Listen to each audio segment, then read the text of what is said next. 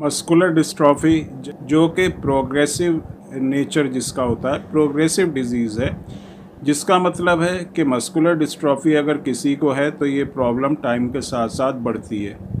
आज जो कंडीशन है किसी पेशेंट की, 1 महीने के बाद अगर हम उसकी कंडीशन को कंपेयर करेंगे तो काफ़ी जो है उसमें आप देखेंगे कि कंडीशन उसकी ख़राब हुई है, क्योंकि जैसे जैसे टाइम बढ़ता रहता है इसकी जो मसल्स होती है उसकी स्ट्रेंथ जो है कम होने लगती है।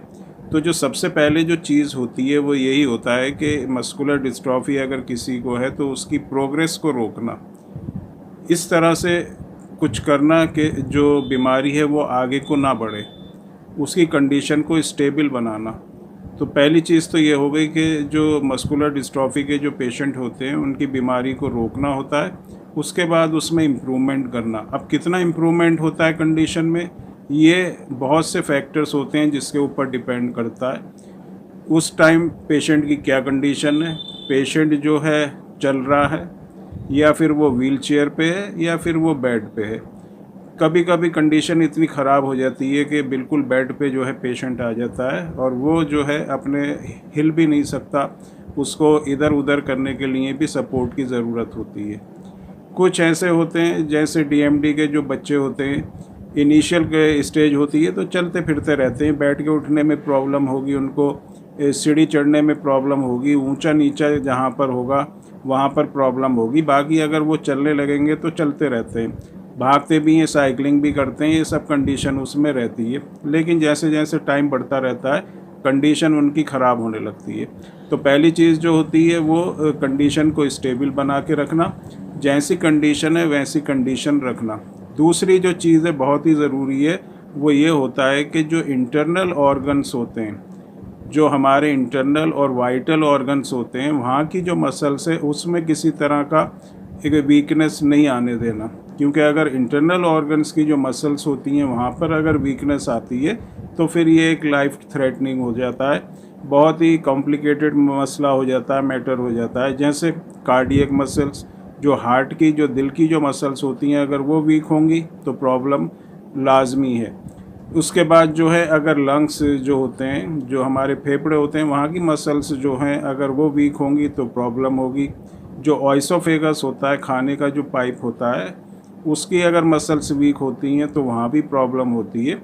तो ये भी बहुत ही ज़रूरी चीज़ होती है कि जो इंटरनल ऑर्गन्स होते हैं उनकी मसल्स को हम किस तरह से टाइट रखें, स्ट्रेंथन रखें, उनमें वीकनेस नहीं आने दें। और तीसरी जो चीज़ होती है वो अगर हमने इस चीज़ को कंट्रोल कर लिया, एक तो उसकी प्रोग्रेस को रोक दिया, दूसरी चीज़ उसके इंटरनल ऑर्गन्स पे किसी तरह का असर आने से उसको रोक दिया, तो फिर तीसरी चीज़ आती है हम उसमें इम्प्रूवमेंट कर सकते हैं। होम्योपैथिक मेडिसिन्स जो हम देते हैं बहुत ही अच्छी हैं, बहुत ही इफ़ेक्टिव हैं, प्रोग्रेस 100% रोकती है मेडिसिन। जो भी पेशेंट अगर ये मेडिसिन यूज़ कर रहे हैं या करते हैं, उनकी जो प्रॉब्लम है वो आगे को नहीं बढ़ती। ये इसका बहुत ही अच्छा जो है रिज़ल्ट है। दूसरी चीज़, इंटरनल ऑर्गन्स पे किसी तरह का कोई भी इफ़ेक्ट नहीं आता। जो इंटरनल ऑर्गन्स होते हैं वहाँ की मसल्स वीक नहीं होती। कि जितने भी पेशेंट्स हमारे हैं मस्कुलर डिस्ट्रॉफी के, चाहे वो डीएमडी है, बैकर्स मस्कुलर डिस्ट्रॉफी है, लिम्ब-गर्डल मस्कुलर डिस्ट्रॉफी है, या एफएसएचडी मस्कुलर डिस्ट्रॉफी है, कोई भी तरह की मस्कुलर डिस्ट्रॉफी है, उसमें ये बहुत ही अच्छी चीज़ है कि ये जो मेडिसिन्स हैं उसकी वीकनेस को जो है आगे बढ़ने से रोकती हैं, इंटरनल ऑर्गन्स पे कोई इफ़ेक्ट नहीं आने देती। और जो तीसरी चीज़ होती है वो है इम्प्रूवमेंट। इम्प्रूवमेंट डिपेंड करता है अलग अलग चीज़ों पे, किस टाइप की मस्कुलर डिस्ट्रॉफी है, एज कितना है, उसके बाद कंडीशन क्या है, सीपी के लेवल कितना है, कौन सा जो एक्सॉन है जिसमें डिलीशन होता है उसमें डिलीशन है, बहुत सी ऐसी चीज़ें होती हैं, पैथोजेनिक है या जेनेटिक डिसऑर्डर है, किस तरह की ये प्रॉब्लम है। तो बहुत सी चीज़ें होती हैं जिसके ऊपर डिपेंड करता है, लेकिन इम्प्रूवमेंट 100% होता है।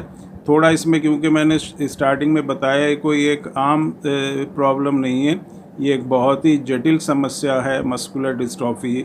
तो इसको जो इम्प्रूवमेंट है उसमें जो है आहिस्ता आहिस्ता इम्प्रूवमेंट होगा। जैसे जैसे आप मेडिसिन लेते रहेंगे आप देखेंगे कि आपकी जो कंडीशन है उसमें जो है काफ़ी इम्प्रूवमेंट होगा, आपकी मसल्स में स्ट्रेंथ आएगी, आप जो वीकनेस महसूस करते हैं, जो चलने फिरने में, बैठने उठने में, कोई काम करने में आप जो अभी तक नहीं कर सकते थे, उसमें आपको लगने लगेगा कि अब आपको जो है स्ट्रेंथ मिल रही है, आपको काफ़ी ताकत महसूस हो रही है। क्योंकि मसल्स में जब स्ट्रेंथ आएगी तो आप जो अपने डे टू डे लाइफ के, जो आपके डेली रूटीन के जो भी काम है, आप उनको करने लगेंगे और बहुत ही अच्छी कंडीशन में आप आ जाएंगे। तो ये मेडिसिन्स बहुत ही इफ़ेक्टिव हैं। अगर आप इस तरह की प्रॉब्लम फेस कर रहे हैं, आपको मस्कुलर डिस्ट्रॉफी, डीएमडी, बैकर या लिम्ब गर्डल या फिर कोई दूसरी तरह की मस्कुलर डिस्ट्रॉफी है, तो आप एक बार कांटेक्ट ज़रूर करें व्हाट्सएप नंबर पर। अपनी जो भी डिटेल है आप हमको भेज सकते हैं।